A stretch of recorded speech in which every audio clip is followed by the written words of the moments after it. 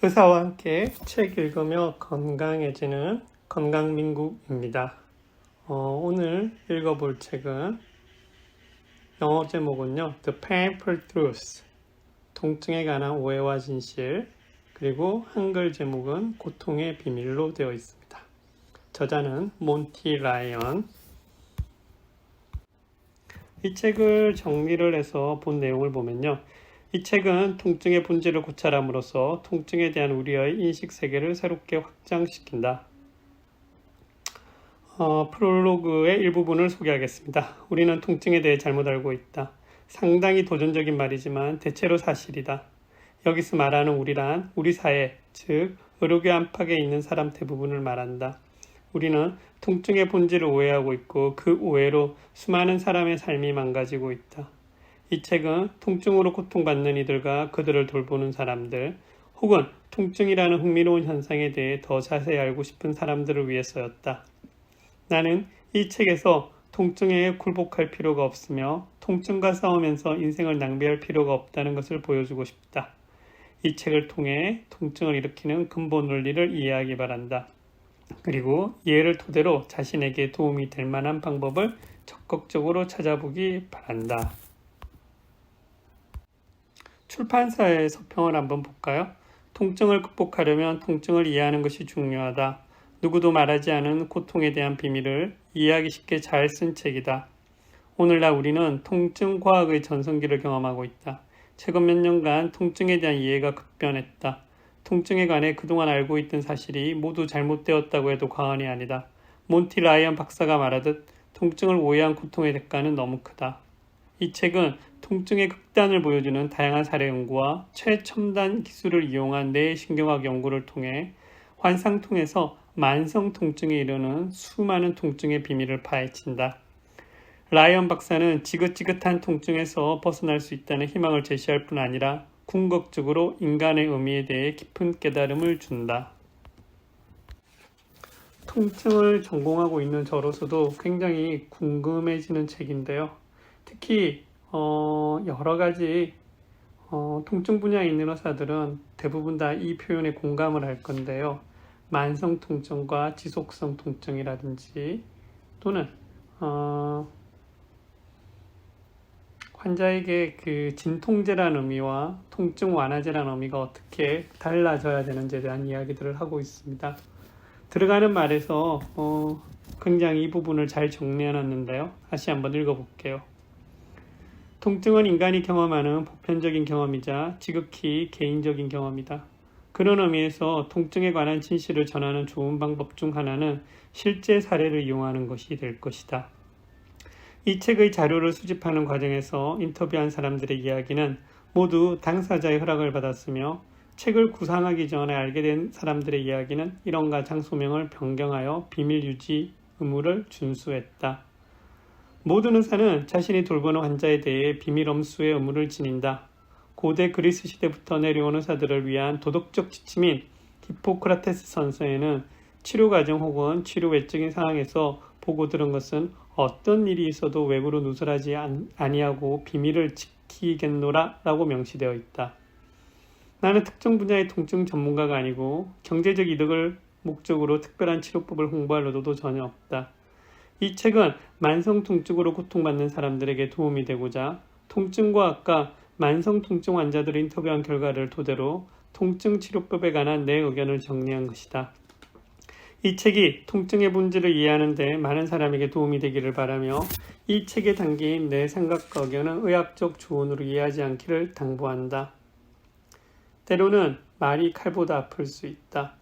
나는 통증으로 고통받는 사람들에게 통증을 더 악화시킬 수 있는 언어나 공격적인 표현은 최대한 사용하지 않으려고 주의했다.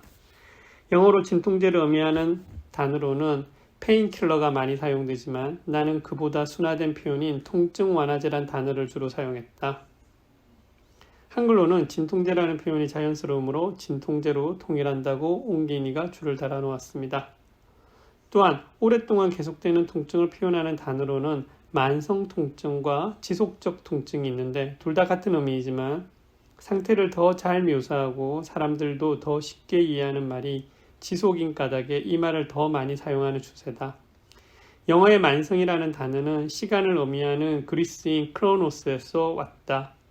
하지만 이 단어는 실생활에서 많이 쓰는 표현은 아니고 사람마다 다른 의미로 이해할 소지가 있으며 영구적이라는 의미로 받아들일 위험이 있어서 나는 만성보다는 지속이라는 표현을 주로 썼다. 한글로는 만성 통증이 자연스러워서 주로 만성 통증으로 번역한다. 다만 의학용어로는 만성 통증이 더 널리 쓰인다는 점에 유의하기 바라며 어떤 표현을 쓰더라도 같은 의미이므로 두 가지 표현에 다 익숙해지는 것이 좋겠다. 시작부터 예사롭지가 않네요. 프롤로그 한번 살펴보겠습니다. 통증은 우리 몸을 보호하기 위한 반응이다. 다행히 신체상에는 아무 문제가 없습니다. 왜 이런 표현을 썼을까요? 한번 읽어볼게요. 우리는 통증에 대해 잘못 알고 있다. 상당히 도전적인 말이지만 대체로 사실이다. 여기서 말하는 우리란 우리 사회, 즉 의료계 안팎에 있는 사람을 대부분 말한다. 우리는 통증의 본질을 오해하고 있고 그 오해로 수많은 사람의 삶이 망가지고 있다. 나는 대학을 갓 졸업한 수련의 시절 그 오해가 얼마나 큰 결과를 초래하는지 목격할 기회가 많았다. 밤 9시 급성기 내과 병동에서 정신없이 보낸 주간 근무가 끝날 무렵이었다. 해가 저문 지 한참 지나 병동 안이 인공조명으로 노랗게 물들어 있었다. 급성기 내과 병동은 있기 힘든 곳이다. 각종 의료 장비에서는 나는 소음과 사람들의 신음이 뒤섞인 블랙 프라이데이의 할인 매장과 같은 정신없는 곳이었다. 나 같은 햇병아리 수련이는 온종일 응급실에서 새로운 환자들을 만났다. 환자들은 급성기 내과 병동으로 옮겨져 추가 검사를 받고 컨설턴트로 불리는 전문의 최종 판단에 따라 입원 여부가 결정되었다. 그날도 나는 한 손에 서류 뭉치를 들고 환자에 관한 메모를 휘갈기며 전문의를 열심히 쫓아다녔다. 전문의는 훌륭한 의사였지만 성격이 약간 급해서 내가 신장기능 모니터링, 방광검사, 가족 상담 준비 같은 처치 계획을 쓰고 있으면 리스트에 있는 다음 환자를 찾아 늘 어디론가 사라지곤 했다. 그날도 나는 환자 기록지를 쓰다 말고 분주하게 움직이는 간호사와 의료 카트를 피해 전문의를 찾으려 허둥지둥 달려갔다. 커튼과 링거 폴대 사이로 옆구석을 살펴보니 그는 다음 환자인 폴의 침대에서 벌써 커튼을 치고 있었다. 폴은 40대 후반의 IT 컨설턴트였다. 베개를 허리에 받치고 잔뜩 찡그린 얼굴로 병원 침대에 누워 있었다. 거의 벗어진 이마에서 땀방울이 배어나와 이따금 이마의 주름을 타고 올려내렸다. 폴은 지난 몇 년 동안 요통을 호소한 환자였다. 회사 사무실에 불편한 의자 때문에 얻은 병이라고 했다. 처음에는 오른쪽 덩허리 아랫부분에서 잠깐 느껴지던 찌릿한 통증이 지난 한 해 동안 자주 더 강하게 찾아왔다. 통증 때문에 바깥 활동에도 점차 제약을 받았다. 먼저 골프를 접었고 친구들과 술집에서 어울려 노는 일을 그만두었으며 이제는 회사에서 장기 병가를 신청하고 거의 집에서만 지냈다. 개인적으로도 불행한 일들이 겹쳐서 몇 달 전 아버지가 돌아가셨고 한 주 전부터는 아내와 헤어진 상태였다. 그의 병과는 관련이 없어 보였다.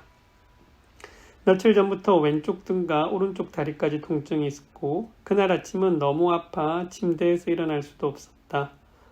동네 병원의 일반인은 갈 때마다 다른 사람으로 바뀌어 자신의 상황을 제대로 이해하지 못하는 것 같았다. 그래서 이번에는 아들에게 부탁해서 바로 종합병원으로 왔다고 했다. 응급실 의사는 그의 병력이 이상해 보였는지 더 적극적으로 상태를 살펴보기 위해 MRI 촬영을 지시했다. 흔하지는 않지만 요 척수관 내의 신경이 눌려서 발생하는 마미총 증후군이 아닌지 알아보기 위해서였다. 신경과 전문의의 판독 결과 MRI상에서는 아무 이상이 없었다. 전염성 원인이나 자가 면역의 원인이 있는 것은 아닌지 혈액검사도 해보았지만 별다른 이상이 발견되지 않았다. 당직 전문의는 결과지를 휙휙 넘겨보더니 폴에게 이렇게 설명했다. 보시다시피 검사 결과는 모두 정상이에요. 다행히 신체상에는 아무런 문제가 없습니다. 그러니까 선생님 말씀은 제가 이렇게 아픈 게 그냥 제 기분 탓이라는 건가요? 갑자기 통증을 느꼈는지 폴이 다시 움찔했고 우리도 그 모습을 보며 무의식적으로 따라 움찔했다. 물론 그런 뜻은 아닙니다. 어쨌든 중요한 건 심각한 상황은 아니라는 겁니다. 센 진통제를 처방해 드릴 테니 그걸 가져가 보시죠. 앞으로는 일반인을 찾아가셔도 될 것 같습니다. 전문의는 폴의 침대를 나오며 환자 기록지에 다음과 같이 진단명을 쓰라고 지시했다. 1. 비특이성 요통. 2. 시민성 통증. 비특이성 요통이란 말 그대로 특별한 신체적 요인이 발견되지 않은 모든 요통을 말한다. 실제로 요통 환자의 90%는 특별한 조직 손상이 발견되지 않는다. 시민성이라는 단어도 문제가 있다. 통증이 주로 심리적, 감정적 이유에 기인한다는 의미로 환자들에게는 당연히 자신이 통증이 가짜라는 말로 들린다. 폴은 심각한 척추 손상이 없다는 것을 알고 집으로 돌아왔다. 그나마 다행이라면 하지만 왜 무엇 때문에 그런 통증을 느끼는지 끝내 알지 못했다. 의료기술로 발견되지 않는 그래서 끔찍하지만 어쩌면 치료될 수 없는 손상이 있거나 머리에 문제가 있거나 둘 중 하나일 수밖에 없었다. 폴은 제대로 된 진단명을 듣지 못하고 나 자신이 느끼는 고통이 진짜라는 확인도 받지 못한 채 병원을 나서야 했다. 이런 일은 전 세계 많은 곳에서 하루에도 수없이 일어난다. 문제는 여기에 있다. 두 진단은 모두 근본적으로 잘못되었다. 우리 사회는 지금까지 통증은 우리 몸이 손상된 정도를 알려주는 기준이라는 잘못된 논리에 사로잡혀 살았다. 이런 논리에 따라 우리는 신체 이상이 없으면 정신적인 문제라고 판단한다.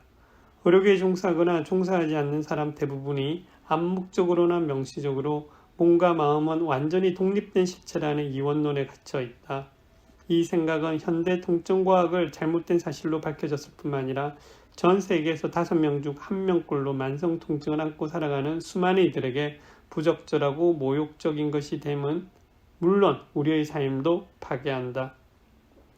이 책은 증거 기반 연구를 토대로 통증에 대한 새로운 시각을 제공하고자 한다.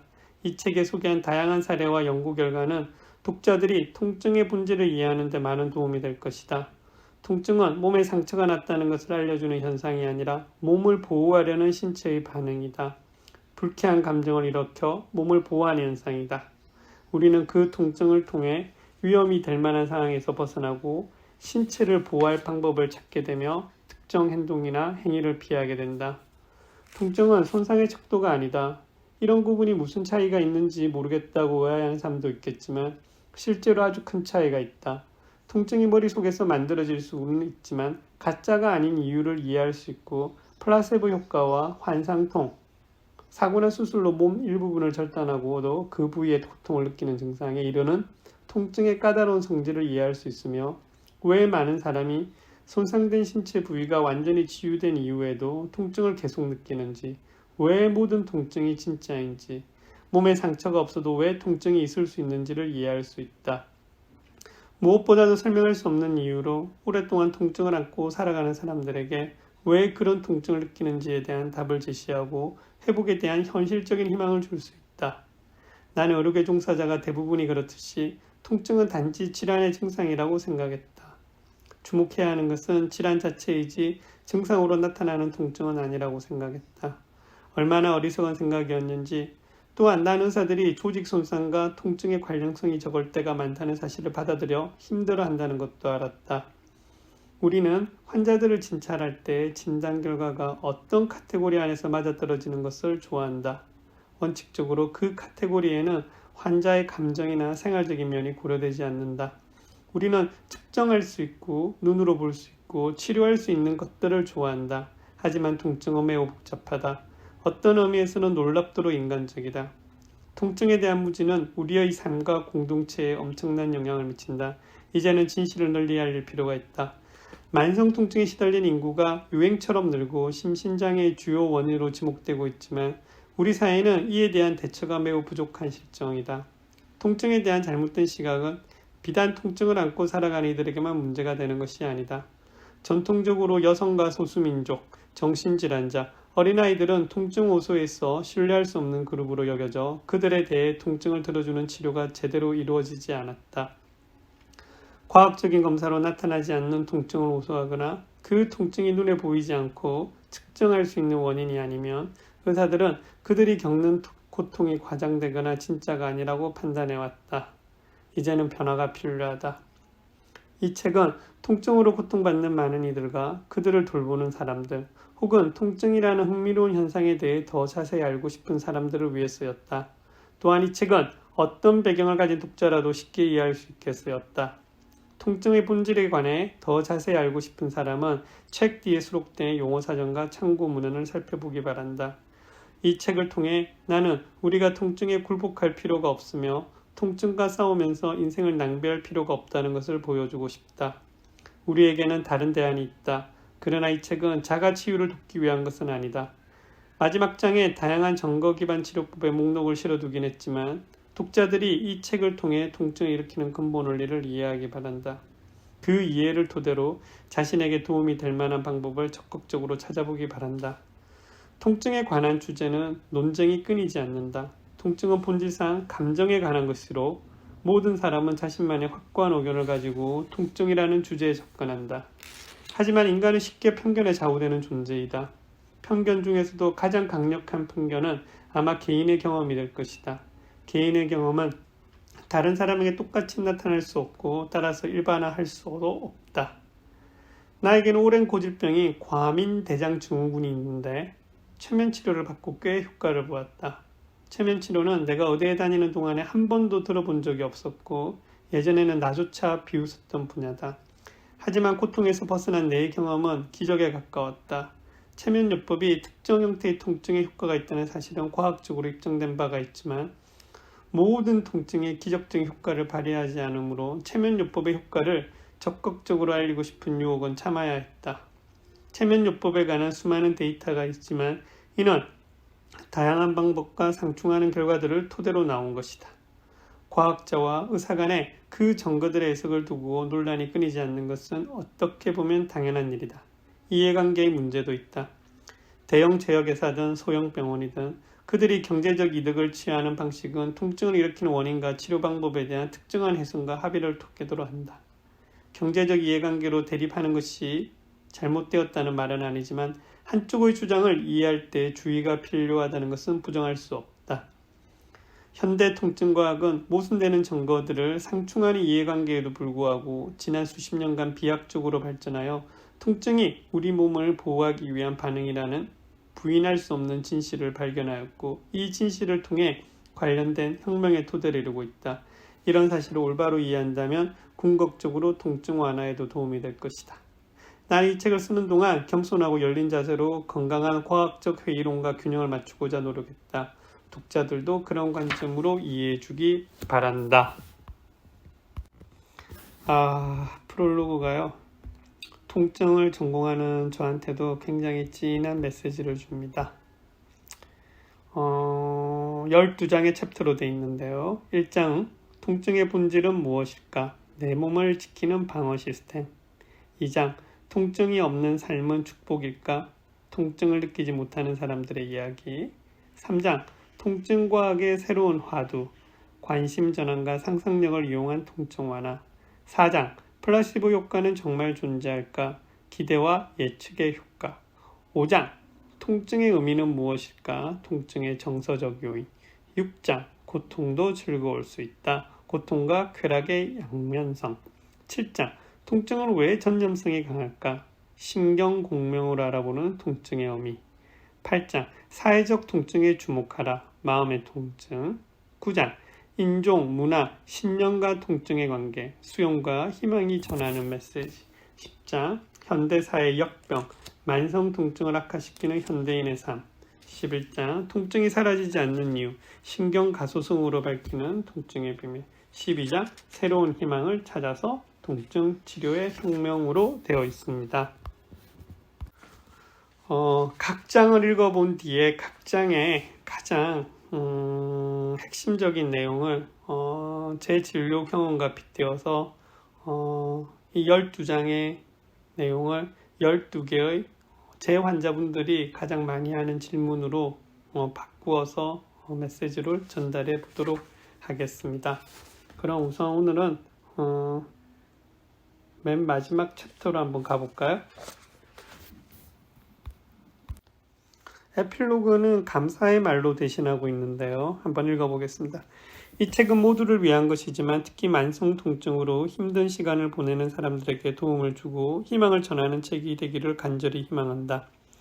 만성 통증 환자들은 많은 경우 병원에서 제대로 된 진단명을 듣지 못하고 기분 탓이라고 오해를 받을 때도 많다.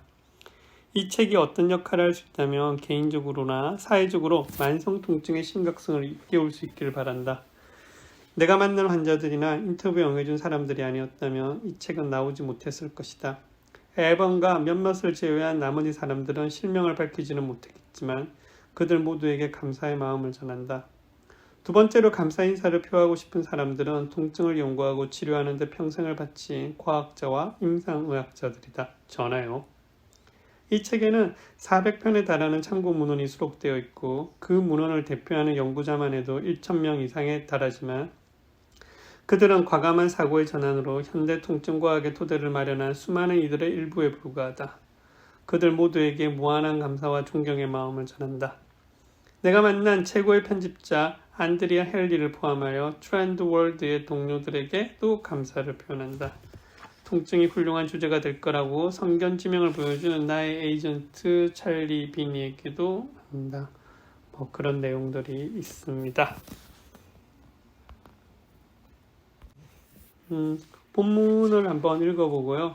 이전에 말씀드렸던 대로 본문에 있는 내용들을 잘 요약하여서 여러분들이 우리나라 현실에서 가장 어울리는 통증 치료는 어떤 건지를 본인 스스로 잘 판단할 수 있는데 도움이 되게끔 내용을 한번 만들어 보도록 하겠습니다. 또다시 뵙도록 할게요. 저자 데이빗 호킨스 박사는 마더 테레사가 상처난 세계적인 영적 스승이라고 합니다. 영적으로 진화한 상태와 의식 연구 및 참나로서의 신의 현존에 대한 각성이라는 주제에 관해 오랫동안 연구했다. 그는 1952년부터 정신과 의사로 일했으며 미국 정신과 학회의 평생 회원이었다. 1973년 노벨상 수상자 라이언 스폴링과 함께 펴낸 분자교정 정신의학은 이후 수많은 정신과학 연구자들에게 자극을 주는 기념비적인 저서가 되었다. 수많은 영적 진실이 설명의 부족으로 인해 오랜 세월 동안 오해받아 온 것을 관찰한 호킨스 박사는 인간의 의식 수준의 1에서부터 1000까지의 척도로 수치한 지표인 의식지도를 제시했다. 신체 운동학 이론을 바탕으로 한 의식지도의 탄생 과정과 그 이의를 담고 있는 의식혁명을 시작으로 나의 눈, 호모 스피리투스, 진실 대 거짓, 의식 수준을 넘어서 내 안의 참나를 만나다 현대인의 의식지도, 치유와 회복, 놓아버림 등의 저서를 연이어 출간하며 세계적인 영적 스승으로 자리잡게 되었다. 하버드 대학과 옥스퍼드 포럼 및 캘리포니아 의대 등에서 강연을 했고 바바라 월터스 쇼를 비롯한 다수의 TV 방송에 출연했다. 인간 경험을 의식 진화의 관점에서 재맥락화하고 마음과 영, 양자에 대한 이해를 생명의 존재의 기층이자 지속적 근원이 내재적 신성의 표현들로 통합하는 것을 목표로 다양한 강연과 활동과 저술 활동을 펼치고 있다. 2012년 9월 19일 호킨스 박사는 애리조나주 세도나에 있는 자택에서 향년 85세를 일기로 눈을 감았다. 편집자의 말을 소개해 볼게요. 이 책에서 제시하는 틀을 활용하면 각자 타고난 능력으로 행복과 성공, 건강, 안락, 직관, 조건 없는 사랑, 아름다움, 내면의 평화, 창조성에 이룰 수 있다. 우리의 내면에는 이를 성취할 능력이 있다. 이 능력은 외부 환경이나 개인의 특성과는 무관하다. 또 특정 종교에 대한 신념이 있어야만 얻을 수 있는 것도 아니다. 내면의 평화는 단일한 집단이나 제도에 속하지 않은 인간 영혼이 태생적으로 지닌 특질이다. 위대한 스승, 현자, 성인 모두 예외 없이 이런 뜻이 담긴 말을 하지 않았던가. 천국은 너희 안에 있다. 호킨스 박사도 비슷한 말을 자주 했다. 여러분이 찾고 있는 것은 다름 아닌 여러분 자신의 큰 나입니다. 이런 능력이 타고난 어떤 것, 즉 진정한 자아와 뗄래야 뗄 수 없다면 어째서 이토록 손에 넣기 힘든 것일까? 애초에 행복을 타고났다면 이 모든 불행은 다 뭐란 말인가? 천국이 내면에 있다는데 왜 툭하면 지옥이 따로 없다는 기분이 드는 것일까? 평화가 아닌 것만 잔뜩 쌓인 진창을 어떻게 하면 벗어날 수 있을까? 이 진창 탓에 내면의 평화로 가는 여행은 몹시 힘들어 보이다 못해 목적지에 이를 가망조차 없어 보인다. 평화와 행복, 기쁨, 사랑, 성공이 본래부터 인간의 영혼에 있다는 것은 분명 반가운 소식이다. 하지만 분노, 슬픔, 절망감, 허영심, 질투, 불안, 사소한 일상의 판단이 우리의 내면의 정적을 깨뜨리는 이유는 도대체 무엇일까? 진창에서 벗어나 자유로워질 수 있는 방법이 과연 있을까? 어떤 꺼리낌도 없이 기쁨의 춤을 출 수 있는 방법이 있을까? 살아있는 모든 존재를 사랑할 수 있는 방법은 위대함을 한껏 떨치고 잠재력을 활짝 펼치며 살아갈 방법이 있을까? 세상 속 우아함과 아름다움 통로가 될 방법이 있을까? 우리가 그토록 갈구하는데 찾아내지 못한 자유로 가는 길이 이 책에 담겨 있다. 놓아버리면 성공할 수 있다는 말은 언뜻 우리의 직관과 충돌한다. 그러나 저자인 호킨스 박사는 임상과 개인적 경험을 통해 항복이야말로 완전한 성취에 이르는 가장 확실한 길이라는 점을 입증한다.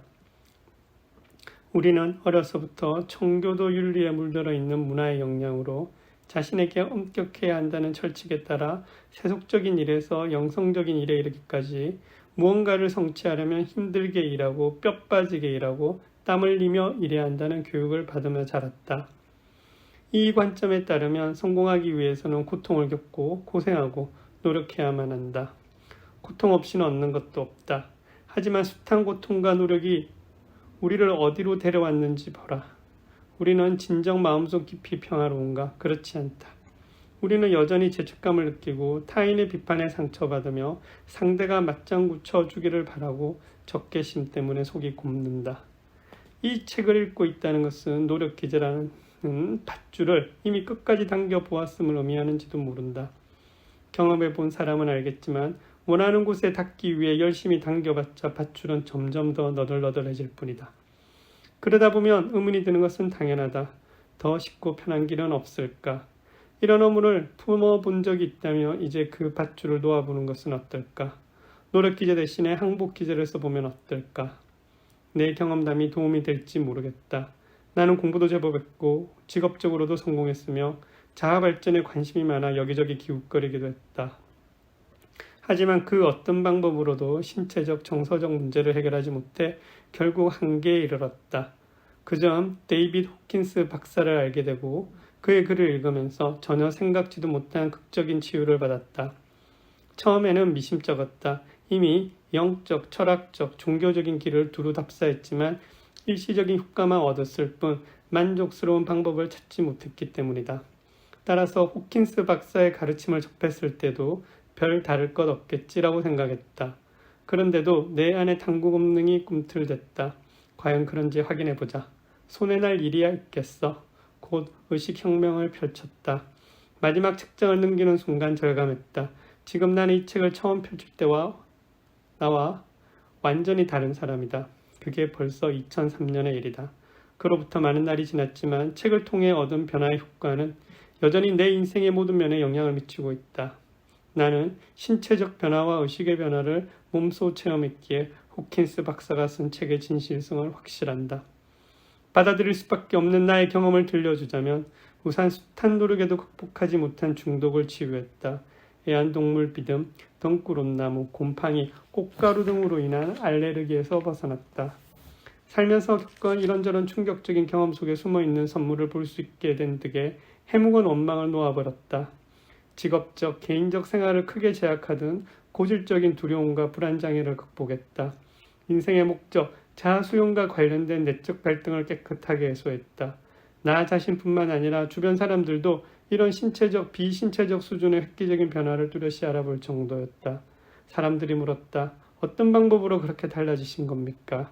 이제 이러한 질문을 받으면 따끈따끈한 이 책 놓아버림을 읽어보라고 권할 참이다.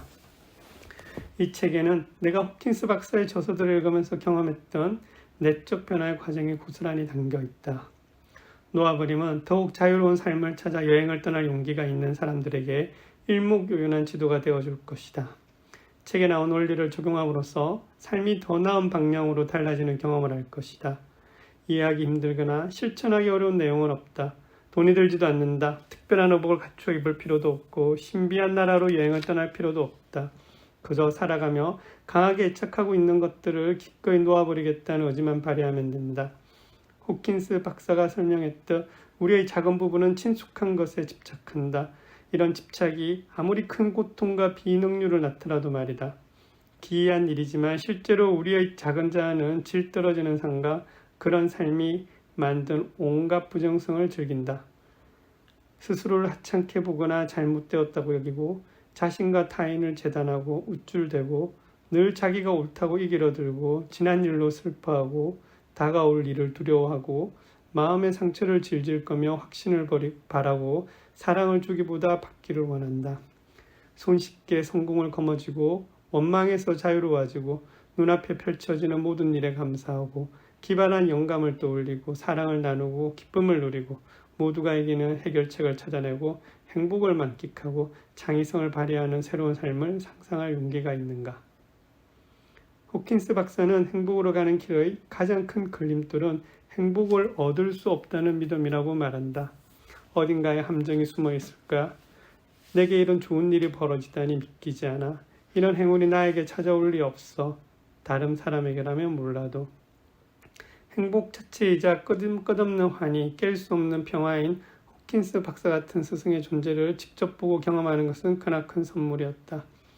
데이빗 호킨스 박사는 항복 기제의 힘을 모두 직접 체험했고 그 내용을 책으로 남겼다. 책을 읽는 동안 우리는 자유로운 존재와 함께 있을 것이며 이 경험이 기폭제가 되고 희망을 주어 각자의 내적 여행을 시작하게 될 것이다.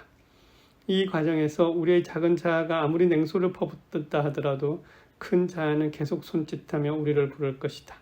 처음에는 이런 부름이 큰 나를 깨우친 호킨스 박사나 다른 스승, 안내자, 현자 등의 진보한 의식에서 나오는 것처럼 느껴질지도 모른다. 그러나 진실과 치유, 확정을 직접 경험하다 보면 이 부름이 우리 내면에서 나온다는 사실을 알게 될 것이다. 호킨스 박사는 이렇게 말했다. 스승의 자아와 제자의 자아는 하나이며 동일하다. 이 책에 적힌 진실은 호킨스 박사에게 나온 것이다. 나는 진지한 마음으로 이 길을 탐구해 왔기에 깊이가 얄팍한 영적 저술이 얼마나 많은지 잘 알고 있었다. 그러므로 호킨스 박사가 쓴 이 책을 믿어도 좋을지 검증하는 과정이 필요했다. 무엇보다 저자가 하는 이야기가 과연 진정한 내적 각성에서 나온 것인지 중요했다. 검증 결과 답은 그렇다였다. 나는 여러 해에 걸쳐 호킨스 박사를 찾아가 대화를 나누고 그를 가까이 지켜보며 그가 앞선 인물한 사실을 확인했다. 호킨스 박사는 책을 통해 다음과 같은 의식의 법칙을 일러준다. 에너지 차원에서 보면 우리는 모두 연결되어 있으며 사랑 같은 높은 진동은 두려움과 같은 낮은 진동에 강력한 영향을 미친다.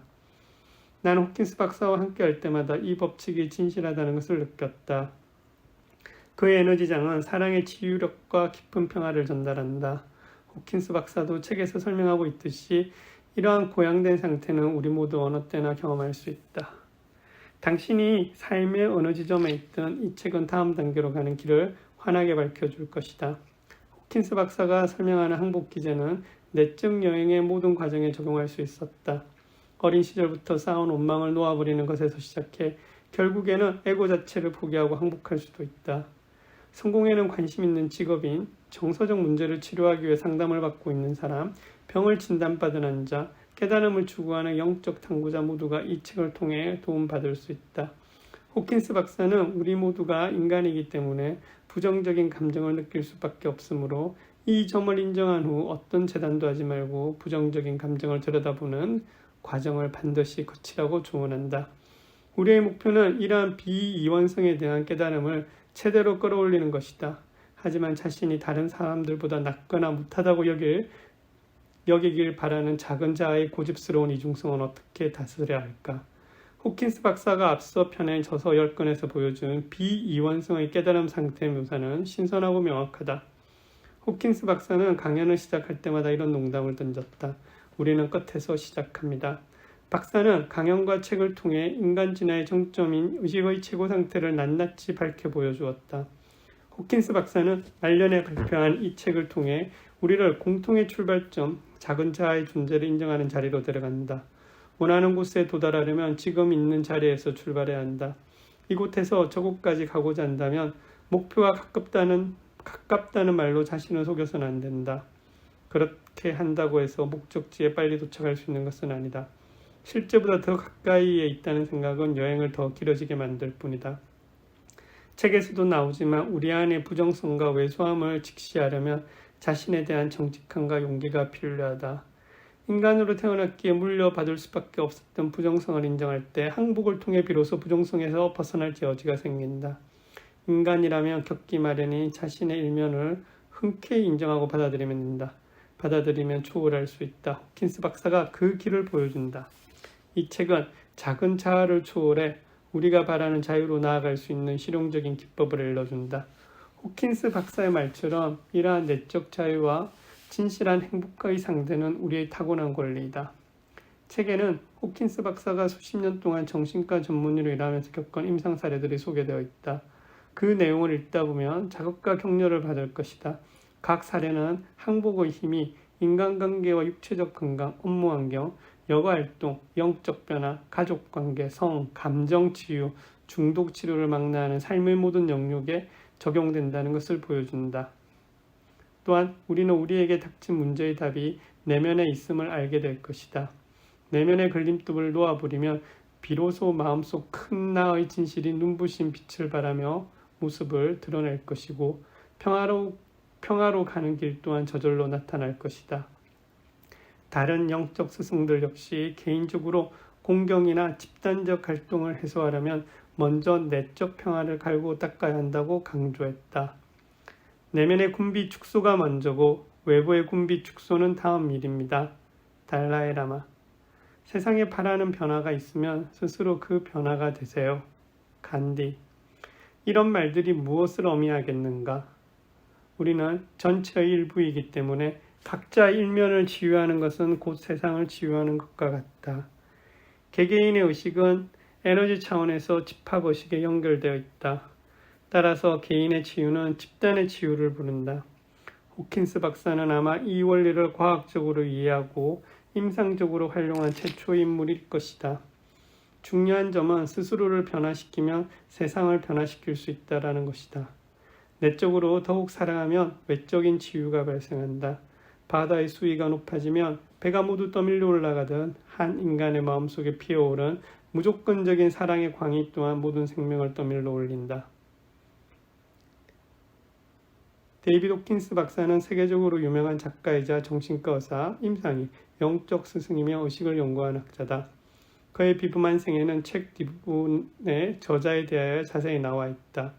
모든 인류에 대한 연민을 바탕으로 하기에 더욱 빛나는 그의 업적은 모든 차원의 생명이 겪는 고통을 경감시키는 것을 목적으로 한다. 호킨스 박사의 저서가 인간의 진화에 기여한 바는 말로 다 설명할 수 없을 정도다. 깨달음이란 지복 속에 완결된 상태를 의미하므로 깨달은 사람은 신의 사랑과 인류에 대한 사랑에 완전히 항복하고 자신이 받은 선물을 나누려 한다. 호킨스 박사도 이러한 항복을 했기에 놓아버림에 대한 이 책을 비롯해 수많은 저서를 남겼다. 본문에도 나오겠지만 그는 매우 깊이 항복한 후 세상에 대한 책임을 다하기 위해 개인적인 의식을 다시 깨웠다. 하빌의 상태를 읽거나 떠나지 않은 채로 표현하기 힘든 것을 언어화하기까지는 엄청난 사랑이 필요했다. 본문을 읽다 보면 우리의 삶처럼 대명사를 어법에 맞지 않게 쓴 표현을 간혹 발견할 수 있는데 모든 생명이 비개인적이며 하나라는 사실을 경험으로 알고 있을 호킨스 박사가 일부러 그렇게 쓴 것이다. 그는 한때 말을 잃었지만 우리 각자의 운명을 완결하는 데 필요한 의식의 지도를 알려주기 위해 논리와 언어의 세계로 돌아왔다. 이 사실은 인류에 대한 호킨스 박사의 이타적 사랑이 얼마나 큰지 단적으로 보여준다. 호킨스 박사가 보여준 해방으로 가는 길을 따라갔다 보면 우리도 언젠가는 그곳에 도달할 수 있지 않을까.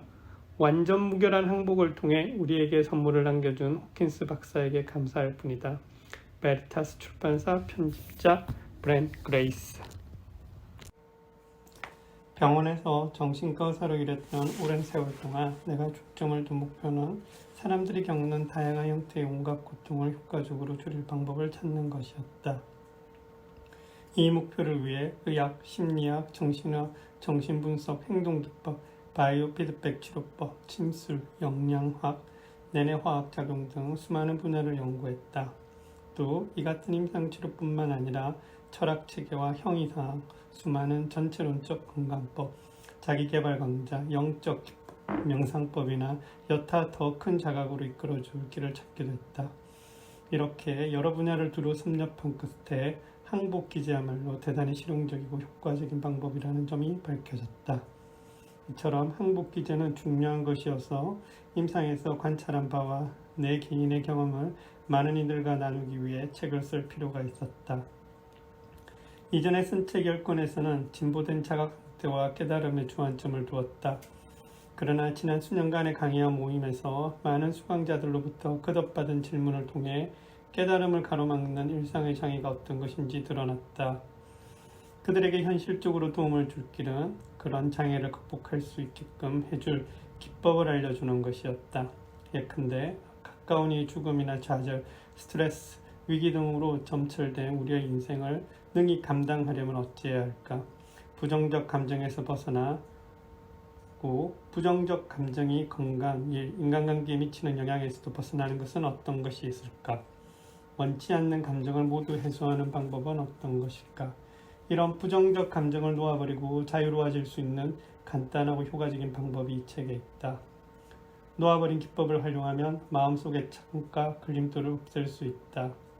이 기법을 항복기제라 불러도 좋다. 본문에서 더 자세히 설명하겠지만 이 방법의 효과는 과학적으로도 증명할 수 있다. 연구 결과를 보면 스트레스에 대한 생리적 반응을 들어주는 놓아버림의 효과가 현존하는 어떤 방법과 비교해도 단연 뛰어나다는 사실을 확인할 수 있다. 다양한 스트레스 해소법과 의식 수련법을 협력해 놓고 보니 놓아버림이야말로 정말로 단순하고 효과가 빠르고 강력하며 미심쩍지 않고 눈에 보이는 결과를 빨리 얻을 수 있는 점에서 단연 돋보였다. 놓아버린 기법은 겉보기에 너무 단순해 오히려 그 진정한 혜택을 알아보기 어렵다. 간단히 말해 놓아버림으로써 우리는 감정적 애착에서 벗어날 수 있다. 그리하여 고통의 주된 원인은 애착이라는 모든 현자의 견해는 과연 옳은 것임을 몸소 확인할 수 있었다. 우리의 마음이나 생각은 감정이 몰아가는 것이다. 기계의 감정은 다시 겹겹이 쌓인 수많은 생각에서 나온다.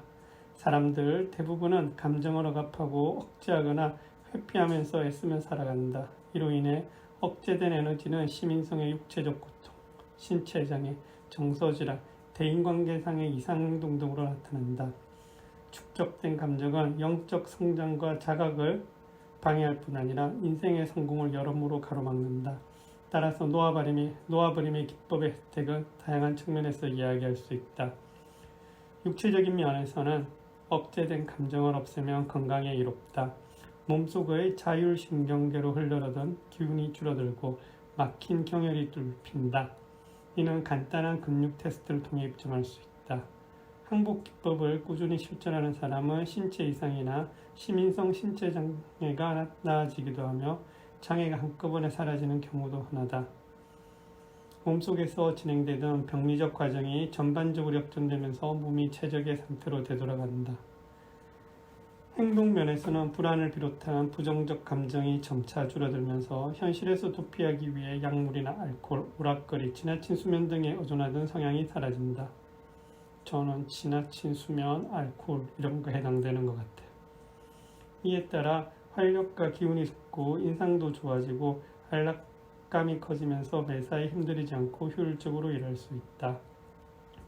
대인관계 면에서는 부정적 감정을 항복하면 긍정적 감정이 갈수록 증가한다. 그 결과 모든 관계가 신속하고도 눈에 띄게 좋아진다. 사랑을 나누어 줄 수 있는 능력이 커진다. 사람들과의 갈등이 줄어들면서 업무 성과도 좋아진다. 부정적인 걸림돌을 없애면 직업적 목표를 더 쉽게 이루고 죄책감에서 비롯된 자기 파괴적 행동도 점차 줄일 수 있다. 갈수록 논리적 사고에는 덜 의존하고 직관적으로 아는 상태를 활용한다. 여러 면에서 성장과 발전이 재개되면서 이전에는 깨닫지 못한 창조적 정신능력, 즉 부정적 감정으로 인해 발휘하지 못했던 능력들이 깨어난다. 대단히 중요한 점은 모든 인간관계의 골칫거리인 의존성이 점차 줄어든다는 사실이다. 아픔과 괴로움의 근저에는 의존성이 자리 잡고 있는 경우가 많다. 최악의 경우 의존성은 폭력과 자살로 표출된다. 의존성이 줄어들면 공격성과 적대적 행동으로 줄어든다. 부정적 감정은 타인을 받아들이고 사랑하는 감정으로 바뀐다. 의식과 자각, 영성 면에서는 행복 기제를 끊임없이 실천하면 의식과 자각, 영성의 눈을 뜬다. 부정적 감정을 놓아버리면 계속 커지는 행복과 만족, 평화, 환희를 느낀다. 내면의 진정한 큰 나에 대한 자각이 커지면서 큰 나를 갈수록 또렷이 인식하고 경험한다. 위대한 스승들의 가르침이 자신의 경험이 되어 내면에서는 의미를 드러낸다. 한계를 점차 놓아버림으로써 마침내 자신의 진정한 정체성을 깨닫는 일이 가능해진다. 놓아버림은 영적 목표에 도달하기 위한 수단 중에서 가장 효과가 뛰어난 편에 속한다. 일상에서 온화하면서도 예민하게 묵묵히 행복하는 사람들은 누구라도 이 목표를 이룰 수 있다. 부정성이 사라진 자리를 긍정적인 감정과 경험으로 채우는 과정은 지켜보기에도 즐겁고 몸소 체험하기에도 즐거운 일이다. 이 책에 정보를 담은 목적도 독자가 그처럼 보람있는 경험을 하는데 도움을 주고자 하는 데 있다. 데이빗 R. 호킨스. 바로 1챕터가 서론이네요. 한번 계속 읽어보겠습니다. 말없이 깊은 생각에 잠겨있던 어느 날 마음이 말했다. 우리에게 도대체 무슨 문제가 있는 걸까? 행복은 어째서 한자리에 머무르지 않을까? 어디에서 답을 구해야 할까? 이러지도 저러지도 못할 상황에 벗어난 길은 무엇일까? 내가 내 정신이 아닌 걸까? 세상이 미친 걸까? 어떤 문제든 해법의 효과는 잠시만 지속되는 것 같다. 해법 자체가 새로운 문제의 원인이 되기 때문이다. 인간의 마음은 다람쥐 쳇바퀴처럼 탈출할 가망이 없는 것일까? 모두들 나처럼 마음이 혼란스러울까? 신은 자신이 어쩌고 어찌하고 있는지 알고 있을까? 신은 죽고 없는 것일까? 마음은 끝없이 제자를 그린다. 비법을 아는 사람이 어디 없을까? 마음 놓으라. 모두가 안간 힘을 쓰고 있으니 삶에 대해 초연한 태도를 보이는 사람들도 들어있다. 그들은 말한다. 무엇 때문에 그렇게들 난리 법석인지 모르겠어. 내가 보기에 삶은 단순한데 그들은 잔뜩 겁에 질려 삶을 바라보지 못하는 것뿐이다. 전문가들이라고 다를까? 전문가가 느끼는 혼란은 보다 정교해서 그럴듯한 전문 용어와 공들여 세운 정신적 구조물로 포장되어 있을 뿐이다. 그들은 미리 짜놓은 신념 체계에 우리를 밀어넣으려 한다. 그런 체계가 효과를 보는 것 같지만 오래치 않아 원래 상태로 돌아오기 마련이다. 사회기관에 의지할 수 있었던 시절도 있었지만 이제 그런 기관은 한물 같다. 누구도 더 이상 그런 곳을 신뢰하지 않는다. 기관의 수보다 감시단체의 수가 더 많다. 병원만 해도 여러 기관의 관리 감독을 받는다. 환자를 위해 정작 시간 낼 사람은 없어서 환자들은 등한시되고 있다. 병원 복도를 보라. 의사나 간호사가 안 보인다. 사무실에서 서류 작업을 하고 있는 것이다. 이 모든 광경에서 인간미라고는 찾아볼 수 없다.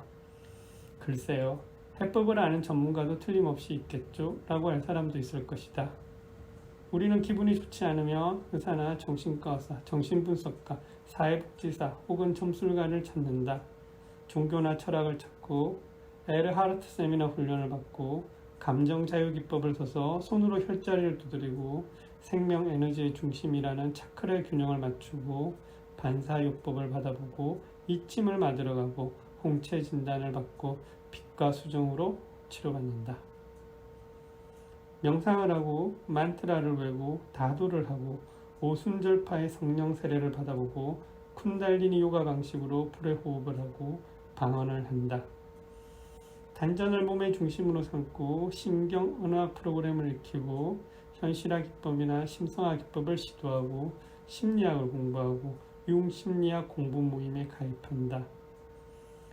롤프식 신체 정렬 마사지를 받고 광각제를 먹고 점을 치러 가고 조깅을 하고 재즈 에어로빅을 하고 장 세척을 받고 유산소 운동에 좋은 영양 섭취를 하고 거꾸로 매달리기를 하고 신통력 있는 장신구를 착용한다. 통찰 치료나 자기 제어 훈련, 게슈탈트 요법을 받는다. 또는 동종요법의사, 척추제업사, 자연요법가를 찾아간다. 신체 운동학 요법을 받고 애니거램 유형을 알아보고 경락의 균형을 맞추고 의식 구약 모임에 가입하고 신경 안정제를 복용한다. 호르몬 주사를 맞고 세포의 염료를 보충하고 무기질 균형을 맞추고 기도하고 애원하고 간청한다. 유체 이탈을 한다. 채식주의자가 되어 채소만 먹는다. 자연식을 해보고 유기농 식품만 먹고 유전자 변형 식품은 먹지 않는다. 인디언 주술치료사를 찾아가 한정막에서 정화의식을 치른다. 한약을 먹고 뜸을 뜨고 지압을 받고 풍수 인테리어를 한다. 인도에 가서 스승을 채로 삼는다. 나체 수행을 한다. 겐지스강에서 수영한다. 태양 바라보기 명상을 한다. 삭발한다. 음식을 손으로 집어먹는다. 술을 진탕 마신다. 냉수욕을 한다. 부족 성가를 부른다. 체면으로 전생 체험을 한다. 유아기 트라우마를 되살리는 프라이멀 스크림 요법을 받는다. 베개치기로 스트레스를 푼다. 펜덴크라이스 요법으로 몸 움직임을 자학한다. 부부 사이를 좋게 하는 에미 모임에 나간다. 유니티 교회에 나간다. 생각대로 이루어지리라 화가 나는 글을 적는다. 비전보드에 원하는 미래상을 붙인다. 끝없나게 호흡법을 익힌다. 주역점을 본다. 타로 카드점을 친다. 참선을 한다. 강자와 수련회를 쫓아다닌다. 온갖 책을 읽는다. 교류 분석 상담을 받는다. 요가 강습을 받는다. 오컬트 탐구에 빠진다. 마법을 익힌다. 하와이 원주민 마법사라는 카우나와 함께한다. 신내림을 받는다. 실내에 피라미드를 만들어 놓고 그 안에서 명상한다. 노스트라무스 예언서를 읽고 최악의 시대에 대비한다. 피정에 들어간다. 단식한다. 아미노산 보충제를 먹는다. 음이온 발생기를 산다. 비밀 교단에 들어간다. 비밀 악수법을 배운다. 근육 단련으로 몸을 가꾼다. 색채요법을 받는다. 잠재의식 학습 테이프를 듣는다. 뇌에 좋다는 효소를 먹고 우울증 약을 먹고 꽃요법을 받는다. 스파에서 마사지를 받는다. 색다른 재료가 들어가는 요리를 한다. 먼 지역에서 들어온 이상 야릇한 발효식품을 맛본다. 티베트에 가서 승자를 찾아낸다. 둘러앉아 손을 잡고 황홀경에 빠진다. 섹스를 끊고 영화도 보지 않겠다고 선언한다. 노란 버비를 걸친다. 사이비 종교에 빠진다. 끊임없이 다양한 정신요법을 체험한다. 가전 특유약을 먹는다. 전문제를 잔뜩 구독한다. 저지방 고탄수화물 다이어트를 한다. 자몽만 먹는다. 손금을 보러 간다. 뉴에이지 사상을 믿는다. 생태계 보존 운동으로 지구를 구한다. 오라를 판독받는다. 신비한 힘이 있다는 수정을 몸에 지닌다. 힌두교식 벌점을 본다. 영매를 찾아간다. 성기능 장애를 치료한다. 탄트라 섹스를 경험한다. 무슨 바바라는 인도 성자에게 축복을 받는다. 인명의 중독자들 모임에 나간다. 기적의 샘물이 있는 루르드로 성지 순례를 간다. 온천욕을 한다. 애니어그램으로 유명한 아리카스쿨에 가입한다. 지압 치료가 효과가 있다는 샌드를 신는다. 치과한다. 생명의 기운 프라나를 들이마시고 암울하고 맥 빠지게 하는 부정성은 내뱉는다. 검침을 맞는다. 뱀쓸개를 먹는다. 차크라 호흡을 한다. 오라를 정화한다. 이집트 쿠프왕 피라미드에서 명상한다. 위에 열거한 것 전부가 본인이나 주변 사람이 시도해 본 것들이지 않는가? 그렇지 않은가? 아, 인간, 경이로운 피조물이여, 슬프고 우스꽝스러우면서 고결한 존재여, 멈추지 않고 답을 찾아 헤매는 그 용기여, 우리는 무엇 때문에 계속 답을 찾는 걸까? 고통 때문일까? 맞다. 희망 때문일까? 그 또한 맞다. 하지만 그 이상의 무언가가 있다. 우리의 직관은 어딘가에 궁극의 답이 있다고 알려준다. 우리는 캄캄한 새끼를 따라 막다른 골목으로 비틀거리며 걸어간다. 그곳에서 우리는 착취당하고 이용당한 후 환멸을 느끼고 진저리를 치지만 그런데도 또다시 시도한다. 우리의 사각지대는 어디일까? 우리는 어째서 답을 찾지 못하는 걸까? 우리는 문제를 이해하지 못했다. 그래서 답을 찾지 못하는 것이다. 어쩌면 답이 엄청나게 단순할 수 있다. 그래서 답을 보지 못하는 것이다. 어쩌면 해법이 마음 바깥에 어딘가에 없을 수 있다. 그래서 해법을 찾지 못하는 것이다. 어쩌면 우리에게 신념체계가 너무 많지 않기 때문에 명백한 것을 보지 않는 것이다. 대단히 명료한 이해를 얻어 인간으로서의 고뇌를 궁극적으로 해결한 사람은 역사를 통틀어 소수에 불과했다. 이들은 어떻게 그 경지에 도달했을까? 비결이 뭘까? 우리는 어째서 그들이 남긴 가르침을 이해하지 못하는 걸까? 답을 찾는 것은 정말 불가능에 가깝거나 거의 가망이 없는 것일까?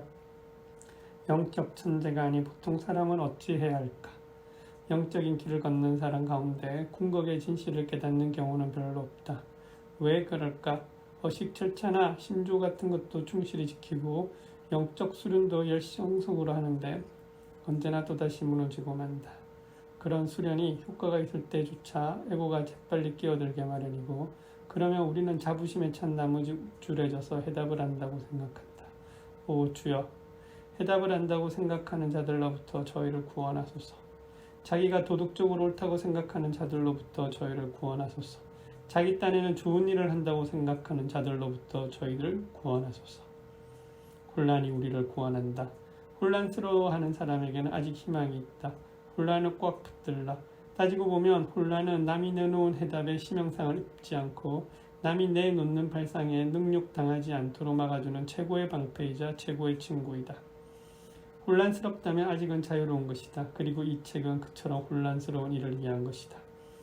그렇다면 이 책에는 무엇이 쓰여 있을까? 이 책에서 소개하는 간단한 방법을 활용하면 대단한 명료한 이해를 얻을 수 있고, 또한 그 과정에서 자신의 문제를 초월할 수 있다. 해결책은 답을 찾는 데 있지 않고 문제의 밑바탕을 원래대로 돌리는 것에 있다. 역사상 위대한 현자들이 도달한 상태를 우리도 얻을 수 있는 것이다. 해답은 우리 내면에 있고 찾기도 쉬운 것이기 때문이다. 항복 기제는 매우 간단해 따로 그 진상을 설명할 필요도 없다. 항복 기제는 일상에서 효과를 발휘하며 어떤 신조나 신념 체계와도 무관하다. 모든 것을 직접 확인할 수 있으므로 무언가에 현혹당할 위험도 없다. 어떤 가르침에 도전할 필요가 없다. 항복 기제는 다음과 같은 격언을 따른다. 너 자신을 알라. 진리가 너희를 자유롭게 하리라. 하나님의 나라는 너희 안에 있다. 항복 기제는 냉소가와 실용주의자, 광신자, 무신론자에게 똑같이 효과가 있다. 나이가 얼마든 문화 배경이 어떻든 똑같이 효과가 있다. 영적인 사람과 그렇지 않은 사람에게 똑같이 효과가 있다. 항복 기제는 각자의 것이므로 누구도 우리에게서 이 도구를 빼앗을 수 없다. 환멸을 느낄 일도 없다. 어떤 것이 진짜이며 어떤 것이 마음속 프로그램이자 신념 체계에 불과한지는 스스로 알아내게 되는 것이다. 이 모든 일이 진행되는 가운데 노력을 덜 하고도 더 성공하고 더 건강해지고 더 행복해지고 더 참다운 사랑을 할 수 있게 될 것이다.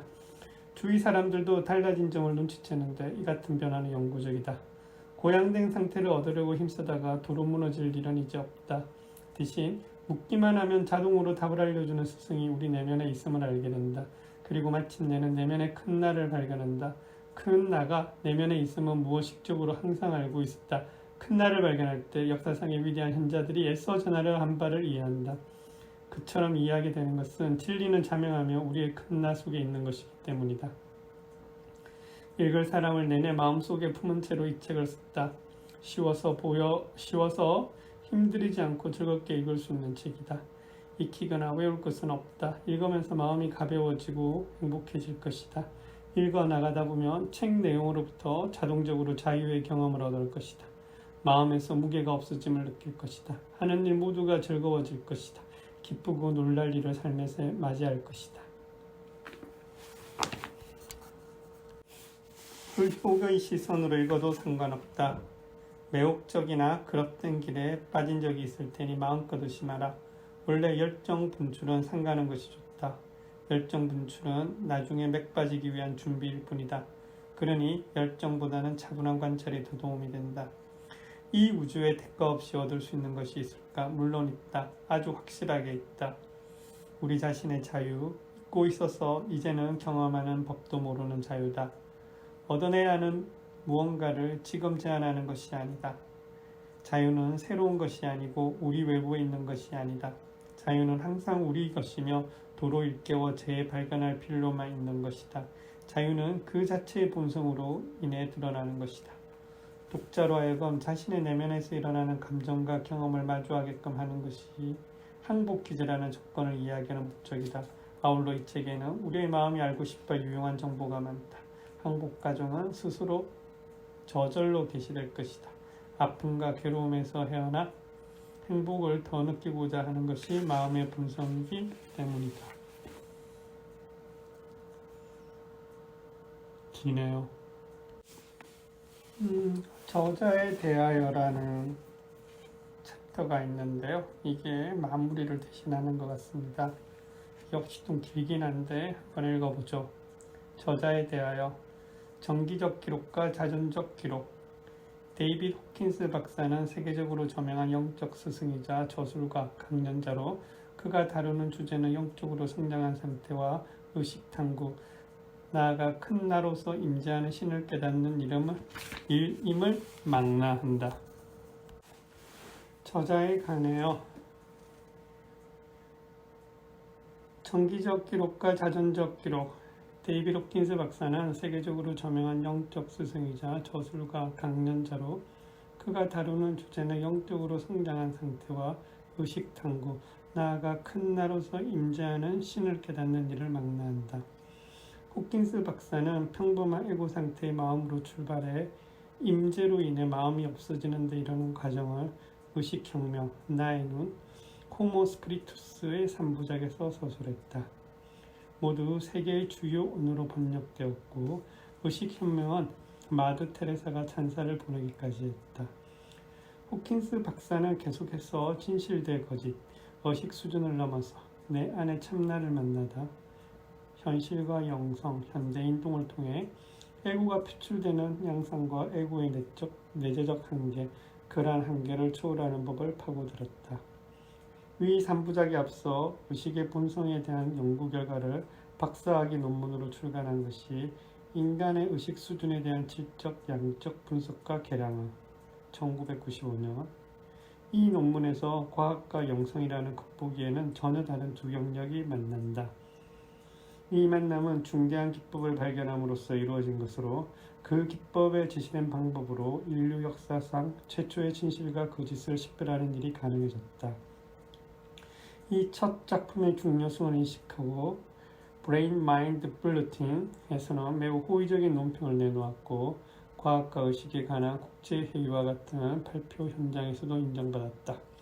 미국 내의 다양한 단체와 영성 컨퍼런스, 교회 모임, 수녀, 수도사 등을 대상으로 발표가 이루어졌고 영국의 옥스퍼드 포럼을 비롯한 해외에서도 발표되었다. 극동아시아에서는 호킨스 박사를 깨달음에 이르는 길을 가르치는 스승으로 인정하고 있다. 설명이 부족한 탓에 오랜 세월 동안 수많은 영적 진실이 오해받아온 현실을 관찰한 호킨스 박사는 이러한 현실을 타개하기 위해 매일 세미나를 개최하고 책의 형식으로 정리하기는 길 만큼 자세한 설명을 제공했다. 현재는 그 강연 녹화문을 접할 수 있는데 강연 말미마다 문답 시간을 통해 추가 설명을 제공하는 것을 알 수 있다. 호킨스 박사의 일생에 거친 저작에 대한 전체 어도는 인간의 경험을 의식에 진화라는 새로운 맥락에서 보게 하고 마음과 영혼은 둘 다 타고난 신성의 표출임을 이해하도록 그 둘의 이해를 통합시키는 것이다. 신성은 생명과 존재가 솟아나는 바탕이자 지속적 원천이기 때문이다. 이러한 헌신은 오 주님, 모든 영광은 당신께 있습니다 라는 진술에 나타나 있는 것으로 호킨스 박사는 저서는 이 진술로 시작하고 끝난다. 정기요약. 데이빗 호킨스 박사는 1952년부터 정신과 의사로 재직했고 미국 정신의학회를 비롯한 수많은 전문가 조직의 종신회원으로 활동했다. 그가 출연한 텔레비전 프로그램은 맥닐 로하이 뉴스 아워, 바바라 윌커스 쇼, 투데이 쇼, 과학 다큐멘터리 등 다양하다. 또한 오프라 윈프리와도 인터뷰를 가졌다. 또한 호킨스 박사는 수많은 과학적 영성 출판물과 저서, CD, DVD, 강연 시리즈를 저술했다. 노벨상 수상자의 라이너스 폴링과 공동으로 편찬한 분자교정 정신의학은 해당 분야의 획기적 저술로 꼽힌다. 또한 호킨스 박사는 감독교회, 가톨릭, 수도회 및 기타 종교 조직에서 다년간 상담자로 종사했다. 호킨스 박사는 옥스퍼드 포럼, 웨스트민스터 사원, 아르헨티나의 대학교, 노트르담 대학교, 미시간 대학교, 포드엠 대학교, 하버드 대학교 등 많은 곳에서 강연했다. 샌프란시스코의 캘리포니아 주립의과대학교에서는 연례 렌즈버그 강연에서 연설했다. 그는 또한 외국 정부들의 국제 외교 문제 상담가로서 세계 평화를 크게 위협한 오랜 갈등을 해결하는 데 중요한 역할을 했다. 요한 홉킨스 박사는 1995년 인류에 대한 공헌을 인정받아 1077년에 창립된 예루살렘의 성 요한 하우스피털 기사단의 기사가 되었다. 자전적 기록. 이 책에서 전한 진실은 과학적으로 얻어낸 결과를 객관적으로 정리한 것이지만 모든 진실이 그렇듯 개인적으로 먼저 경험한 것입니다. 어린 나이에 시작되어 평생 동안 이어진 강렬한 자각 상태로부터 주관적 깨달음의 과정이 우선 열정을 얻고 그런 다음에는 방향을 얻더니 마침내는 이렇게 차례로 책을 써내는 형태로 나타났습니다. 3살 때 불현듯 존재를 완전하게 의식했습니다. 나는 존재한다의 의미를 비언어적으로 완전하게 이해했습니다. 곧이어 나가 아예 존재하게 되지 못할 수 있었음을 깨닫고 급에 질렸습니다. 의식이 없는 상태에서 의식이 있는 자각 상태로 한순간에 깨어난 것이었습니다. 그 순간에 개인적 자아가 탄생했고 있다와 있지 않다의 이원성을 주관적으로 자각했습니다. 어린 시절부터 사춘기 초기까지의 존재의 역설과 자아의 참모습에 대해 내내 관심이 갔습니다. 개인적 자아는 때로 더욱 큰 개인적인 큰 나 속으로 미끄러져 들어갔고 그러면 비존재에 대한 최초의 공포, 즉 무에 대한 근본적 공포가 되살아나곤 했습니다. 1939년에 저는 위스콘신주의 시골에서 자전거로 27km를 돌며 신문 배달을 하던 소년이었습니다. 그러던 어느 컴컴한 겨울밤에 집에서 멀리 떨어진 곳에서 영하 20도의 눈보라에 갇혔습니다. 자전거가 얼음판에서 구르자 사나운 바람에 신문이 핸들 바구니에서 날아가 얼음과 눈으로 덮인 들판으로 흩어졌습니다. 좌절하고 탈진해서 눈물이 났고 옷은 얼어서 뻣뻣했습니다. 바람을 피하려고 높이 쌓인 눈더미에 얼어붙은 표면을 뚫고 눈을 퍼내고 공간을 만들고 그 속으로 기어 들어갔습니다. 덜덜 떨리던 것이 곧 가라앉고 너무나 기분 좋은 온기가 느껴지면서 이루 말할 수 없는 평화 상태가 찾아왔습니다. 그와 더불어 빛이 퍼져나가고 무한한 사랑이 존재했습니다. 그 사랑은 시작도 끝도 없었고 제 자신의 정수와도 구분되지 않았습니다. 모든 곳에 존재하는 이 광명 상태와 저의 사각 상태가 융합하면서 육체와 그 주변도 점점 사라졌습니다. 마음이 입을 닫았습니다. 생각이 완전히 그쳤습니다. 시간과 묘사를 초월해 어떤 무제한 임재만이 있거나 있을 수 있었습니다. 그렇게 시간을 벗어난 상태가 있은 뒤에 누군가 제 무릎을 흔들고 있음을 알아차렸습니다.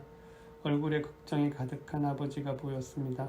몸으로 돌아가거나 몸이 있으면 따르기 마련인 여러 가지 일로 돌아가는 것이 도무지 내키지 않았지만 아버지의 사랑과 애절함 때문에 영이 몸을 보살펴 다시 움직였습니다.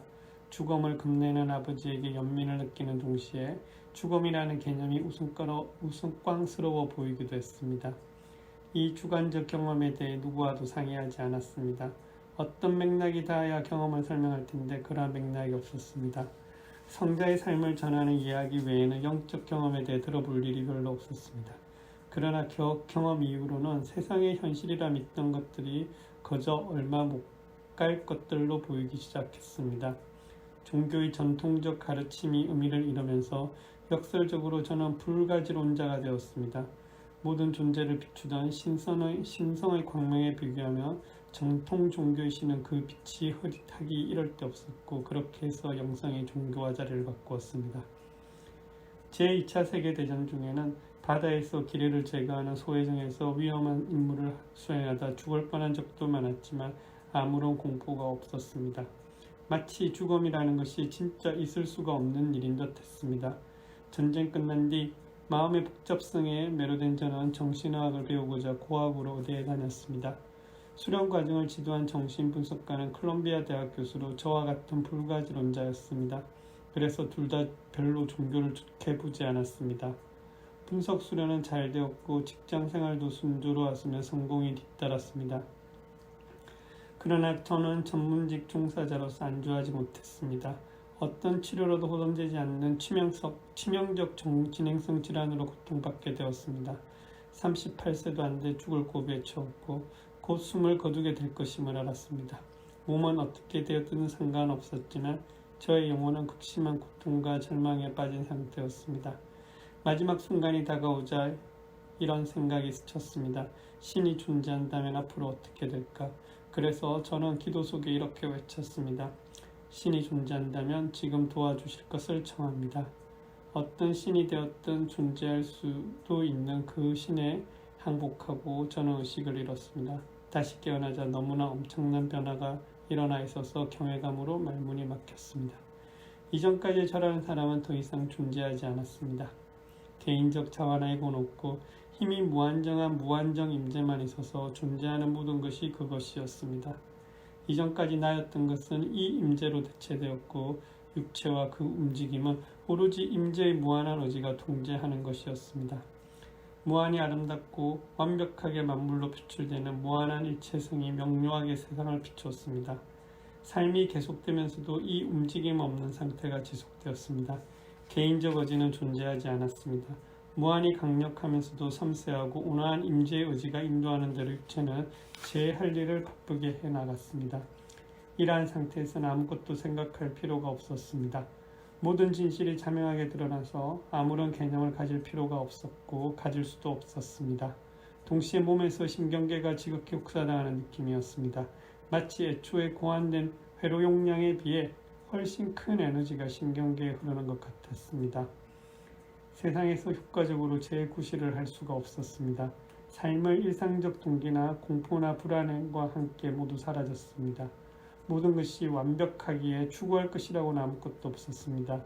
명성과 성공, 돈이 무의미했습니다.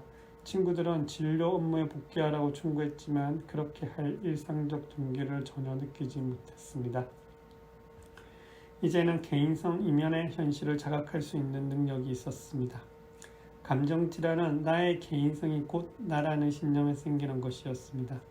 이었고 마치 저절로 그렇게 됐냐 진료 업무가 재개되었더니 결국에는 일의 규모가 엄청나게 커졌습니다. 미국 전역에서 환자가 왔습니다.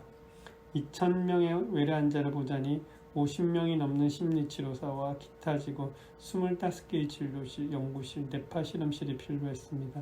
1년에 1,000명씩 환자가 늘었습니다. 게다가 앞서 언급했듯이 라디오와 텔레비전에도 출연했습니다. 1973년에는 그동안의 임상 연구를 분자교정 정신의학이라는 책의 전통 양식을 빌려 기록했습니다. 이 책은 시대를 10년은 앞선 저작이어서 상당한 파장을 일으켰습니다. 신경계의 전반적 상태가 서서히 나아지더니 다른 현상이 시작되었습니다. 감미롭고 기분 좋은 에너지 가닥이 연달아 척추를 타고 올라가 뇌로 들어가면서 거기서 강렬하고 끊임없는 쾌감을 일으켰습니다. 만사가 동시 발생적으로 벌어져 완벽하고 조화롭게 전개되었습니다. 기적적인 일이 예사로 일어났습니다. 세상에서 기적이라고 부르는 것의 근원은 임재였지 개인적 자아가 아니었습니다. 개인적 나로 남아있는 것은 그러한 현상의 목격자일 뿐이었습니다. 이전의 자아나 생각보다 깊고 더욱 큰 나가 벌어지는 모든 일을 결정했습니다. 이러한 상태가 존재한다는 것을 알린 사람들이 역사 속에 있었기에 영적 가르침을 조사하기 이르렀습니다. 부처, 깨달은 현자들, 황벽선사 또는 라마나 마하리시나 니사르가타 마하라지 같은 최근의 스승들의 가르침을 살펴보았습니다. 그렇게 해서 위의 기술한 경험들이 유일무이한 것이 아님을 확인했습니다. 바가바드기타가 완벽하게 이해되었습니다. 때로는 스리 라마크리슈나나 기독교의 성인들이 전한 것과 같은 똑같은 영적 황홀경에 빠지기도 했습니다. 세상의 만물과 만인이 빛을 발하며 지극히 아름다웠습니다. 살아있는 존재 전체가 광명을 내뿜었습니다. 움직임 없는 상태와 웅장한 아름다움 속에서 그 광명을 드러냈습니다. 인류가 모두 내면의 사랑에서 동기를 얻는 것이 사실인데 다만 자각하지 못하게 된 것이 분명했었습니다. 대부분 사람이 마치 잠이 안 깨 자신이 누구인지를 자각 못하는 사람들처럼 삶을 살아갑니다. 주변 사람들이 마치 잠들어 있는 듯이 보였고 믿기지 않을 만큼 아름다웠습니다. 모든 사랑과 사랑에 빠진 듯 했습니다. 아침과 저녁 식사 전에 1시간씩 명상 수행을 하든 일상을 중단해야 했습니다. 명상을 하면 지복이 너무나 강해져 때로 삶에서 재구실을 할 수가 없었기 때문입니다. 어렸을 때 눈더미 속에서 일어난 것과 비슷한 경험이 다시 일어나곤 했고 그 상태를 벗어나 세상으로 데려오기가 힘들어졌습니다. 만물이 그 완벽한 상태 속에서 믿기지도 않을 만큼 아름답게 빛을 발했고 세상에서 추하게 보이는 곳에서도 시간을 벗어나 아름다움만이 존재했습니다. 이 영적 사랑이 지각 전체로 번져나가 이곳과 저곳 또는 그때와 지금 사이의 모든 경계선이 사라졌습니다. 분리가 사라졌습니다. 내면의 침묵 속에서 세월이 가는 동안 임재의 강도가 커졌습니다. 삶은 더 이상 개인적인 것이 아니었습니다. 개인적 어지는 더 이상 존재하지 않았습니다. 개인적 나는 무한한 임재의 매개체가 되어 임재가 어두한 대로 계속 바쁘게 움직였습니다. 사람들은 임재의 오라 속에서 범상치 않은 평화를 느꼈습니다. 영적 추구자들이 질문에 답해 줄 것을 청했지만 데이비드와 같은 개인은 더 이상 존재하지 않았기에 그들은 사실 자신의 큰 나로부터 솜씨 좋게 답을 얻어내는 셈이었고 그 큰 나는 저의 큰 나와 다른 것이 아니었습니다. 동일한 큰 나가 각자에게서 눈을 통해 빛을 비추었습니다. 상식적으로 이해가 안 되는 기적들이 일어났습니다. 육체적으로 오랜 동안 시달린 수많은 고질병이 사라졌습니다. 시력이 저절로 정상으로 돌아와 평생 착용한 이중 초점 안경이 더 이상 필요 없어졌습니다. 가끔 강렬한 지복에 찬 에너지 내지는 무한한 사랑이 어떤 재난 현장을 향해 갑자기 가슴에서 내뿜어지곤 했습니다. 한 번은 고속도로를 지나가고 있는데 그 강렬한 에너지가 가슴에서 방출되기도 시작했습니다. 차가 길이 고픈 곳을 지나자 자동차 사고가 일어난 곳이 나왔습니다. 뒤집힌 차에서 바퀴가 돌고 있었습니다. 에너지도 대단한 강도로 차에 타고 있던 사람들에게 흘러들더니 제 숨스로 멈춰졌습니다. 또 한 번은 어느 낯선 도시에서 거리를 걷고 있는데 에너지가 앞 블록 쪽으로 흘러가더니 갱들이 막 싸우기 시작한 현장에 다다랐습니다. 그러자 싸움꾼들이 뒤로 물러나 웃음을 터뜨렸고 에너지는 도로머졌습니다. 희한한 상황에서 예고도 없이 지각이 심원한 변화를 일으켰습니다. 롱 아일랜드 섬의 로스먼 식당에서 혼자 식사하던 중에 갑자기 임재가 강렬해지더니 급기야 보통 때의 지각으로 분리되어 나타나던 만물과 만인이 시간을 벗어난 보편성과 일체 속으로 놀아들었습니다. 그 움직이지 않는 침묵 속에서 사건이나 사물은 존재하지 않는 것이었으며 실제로는 아무 일도 발생하지 않는다는 점이 분명해졌습니다.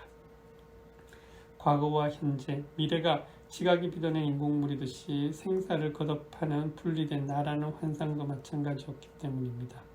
제약받는 가짜 자아가 그 진짜 근원이 보편적 근원 나에 녹아들자 모든 고통에서 벗어나 절대적 평화와 안도의 상태로 귀향했다는 말로 표현할 수 없는 느낌이 들었습니다.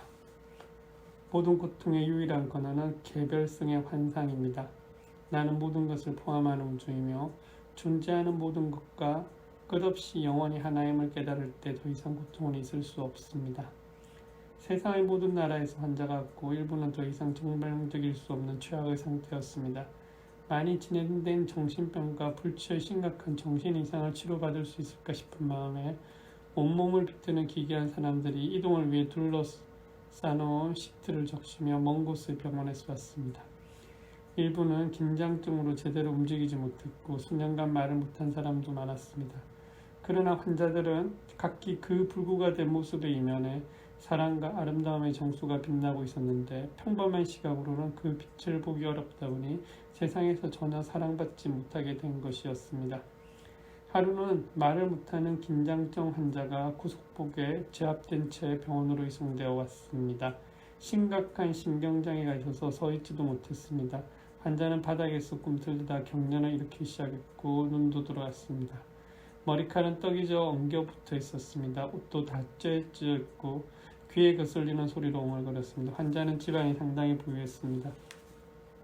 덕분에 단연간 세계 도처에서 수없이 많은 의사와 유명한 전문가들에게 칭찬을 받았습니다.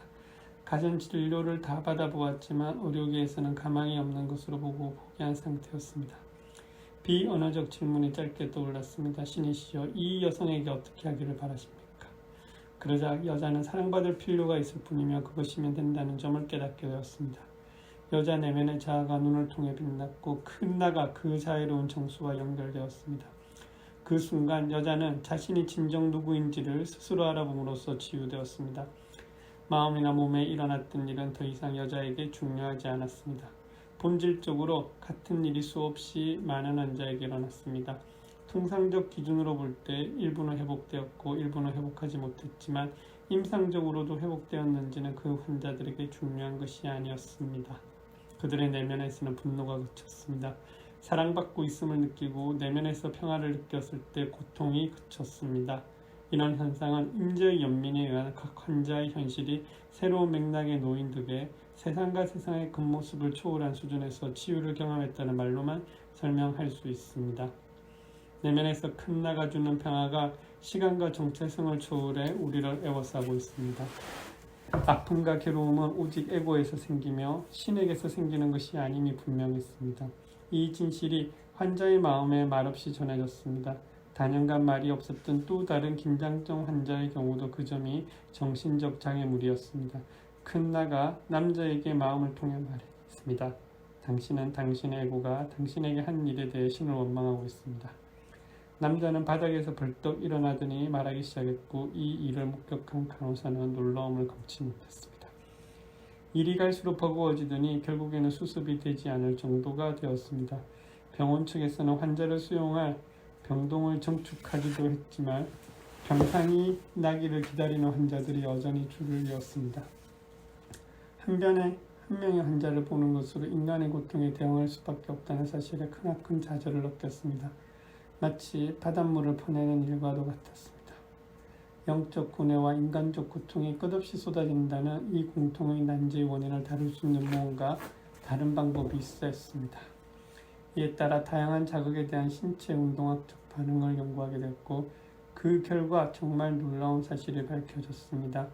근육 반응은 물리적 세계라는 우주의 마음과 영혼의 세계라는 우주의 사이의 웜홀, 즉 다른 차원 간의 인터페이스였습니다. 자신의 근원을 잊고 잠자는 이들로 가득한 세상에서 상위 현실과의 끊어진 연결을 모두 복구해 모두가 알 수 있게끔 해주는 수단이 거기에 있었습니다. 그리하여 생각해낼 수 있는 모든 물질과 생각, 개념을 테스트하기에 이르렀습니다. 여러 제자와 도수의 도움을 받아 연구에 매진했습니다. 이때 중대한 발견을 했습니다. 형광등 불빛이나 살충제, 인공감미료 같은 부정적 자극을 받은 모든 비시험자가 근육 약화 반응을 보였지만 영적 수련을 함으로써 자극의 수준이 진보한 사람들은 일반 사람들처럼 약해지지 않았습니다. 그들의 의식 속에서 결정적으로 중요한 무언가가 바뀌었습니다. 나는 세상에 휘둘리는 것이 아니라 내 마음이 믿는 바에만 영향을 받는 것이란 점을 깨달을 때 그런 현상이 일어나는 것이 분명했습니다. 아마도 깨달음으로 가는 과정 자체가 질병을 포함해 존재가 겪는 우여곡절에 인간이 저항할 수 있게끔 능력을 키워주는 것임을 보여줄 수도 있었을 것입니다. 세상 일을 마음속에 그리는 것만으로 세상 일을 바꿔놓는 능력에 큰 나이 있었습니다. 사랑이 사랑이 아닌 것을 대체할 때마다 사랑에 의해 세상이 바뀌었습니다. 이런 사랑의 능력을 매우 구체적으로 어떤 점에 집중하면 문명의 체계 전체가 심원한 변화를 일으킬 수 있었습니다. 이러한 일이 일어날 때마다 역사는 새로운 갈림길을 이뤘습니다. 이제 이 같은 중대한 통째를 세상에 전할 수 있을 뿐만 아니라 눈으로도 보여져 반박의 여지가 없도록 입증할 수도 있을 것 같습니다. 인간의 삶에서 엄청난 비극은 언제나 인간의 정신이 너무 쉽게 기만된다는 점에서 비롯하는 것 같았습니다. 불화와 갈등은 인류에게 참과 거짓을 구별할 능력이 없는 데 따르는 불가피한 기결이었습니다. 그러나 이제 이 근본적 딜레마에 대한 답이 있었습니다. 의식의 본성을 새로운 맥락에서 이해할 수 있게 해주고 다른 방법으로는 추론만 가능한 문제도 잘 풀어서 설명해 줄 수 있는 방법이 있었습니다. 더 중요한 어떤 일을 위해 뉴욕 생활을 접고 시내의 아파트와 롱아일랜드 집을 떠날 때가 되었습니다. 저 자신을 도구로 완성해야 했습니다. 그러자면 뉴욕과 그곳의 모든 일을 떠나 작은 마을에서 은둔하는 삶을 살아야 했길래 그곳에서 이후 7년을 명상과 연구를 하며 지냈습니다. 아주 강한 지복의 상태가 고하지 않는데도 되돌아와서 결국에는 신의 임재 상태로 있는 채 세상에서 재구실하는 법을 익힐 필요가 있었습니다. 세상에서 전체적으로 어떤 일이 일어나고 있는지를 마음이 자꾸 놓쳤습니다. 연구와 저술을 앓으며 영적 수행을 모두 중단하고 형상의 세계에 초점을 맞출 필요가 있었습니다. 신문을 읽고 텔레비전을 보면 누가 누구고 주요 사건으로는 어떠한 것이 있으며 이 시대의 사회적 담론의 본질은 어떤지 그동안 놓친 이야기를 따라잡는 데 도움이 되었습니다. 진실에 대한 비범하고도 주관적인 경험은 집단 무의식의 영적 에너지를 보내 인류 전체에 영향을 미치는 신비가의 소관이지만 그러한 경험은 인류 중 다수에게 이해되지 않는 것이어서 영적 주구자들에게는 큰 의미가 있지만 그 외 사람들에게는 한정된 의미가 있었습니다. 그래서 평범해지려고 노력하게 되었습니다. 그냥 평범한 것도 그 자체로의 신성의 표현이기 때문입니다. 진정한 자아의 참모습은 일상생활의 노정을 통해서 발견할 수 있는 것이기 때문입니다. 주위를 보살피고 친절을 베풀며 사는 것으로 충분합니다. 나머지는 때가 되면 알게 됩니다. 흔히 일상과시는 분간되지 않습니다.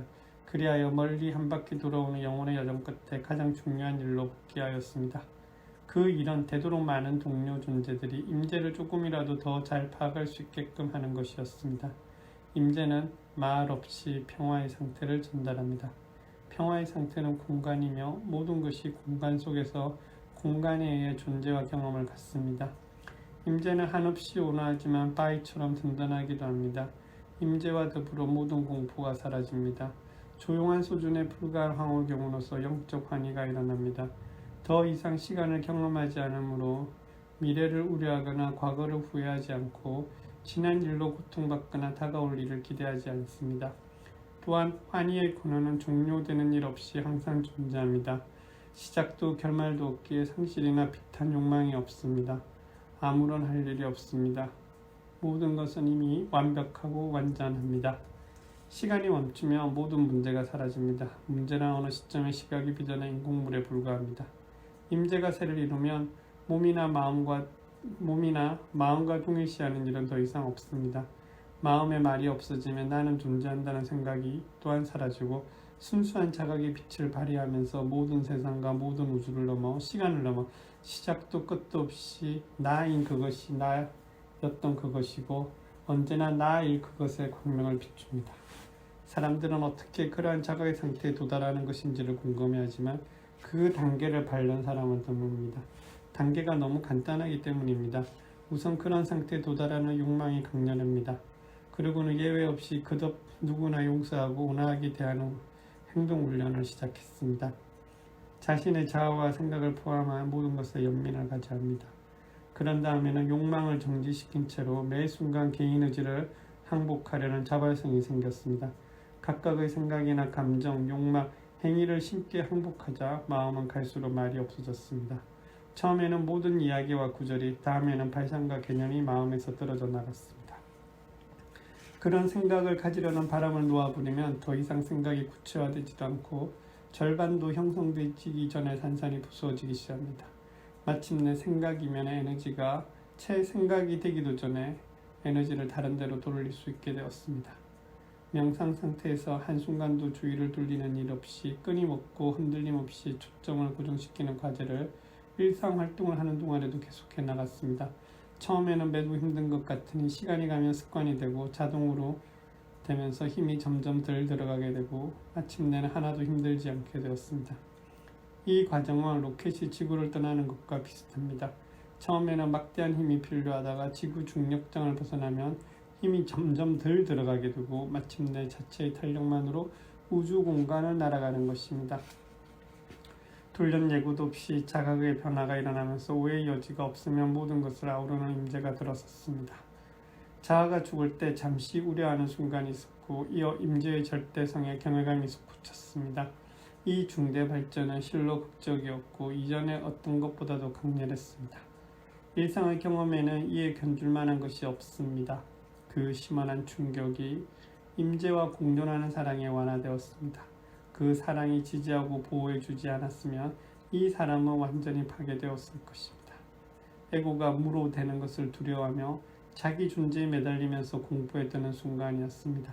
대신 에고가 죽으며 에고는 만유로서의 큰 나 모두로 대체되었습니다. 그 모두 속에서 모든 것이 인지되며 그 각각의 본질이 완벽하게 표출되어 뚜렷이 드러났습니다.